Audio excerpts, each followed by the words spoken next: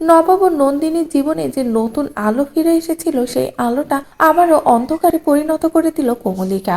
নবাবের জয়নিং লেটারটা নৌকা বানিয়ে নন্দিনীর হাত দিয়েই ভাসিয়ে দিল কমলিকা, যেটা দেখে তো কমলিকার আনন্দের শেষ থাকে না। কিন্তু বাড়িতে যখনই সকলে মিলে আবারও সেই চিঠিটার খোঁজ করে, সেই চিঠিটা কোথাও খুঁজে পায় না নন্দিনী। খুঁজে না পাওয়ার কারণে সকলে নন্দিনীর দিকে আঙুল তোলে। এদিকে নবাব তো নন্দিনীকে সহ্যই করতে পারে না, সকলের সামনে নন্দিনীকে অপমান করা শুরু করে দেয়, যেটা দেখে নন্দিনী কান্নায় ভেঙে পড়ে। নন্দিনী সকলের সামনে একটাই কথা বলে যে বিপদটা আমার জন্য নেমে এসেছে, সেই বিপদ থেকে আমি নিজেই আপনাদেরকে উদ্ধার করব। আমি আপনাকে কোনোভাবেই এভাবে হারতে দেব না। যে দায়িত্বটা আপনি আমাকে দিয়েছিলেন সেই দায়িত্বটা আমি ঠিকই পালন করব।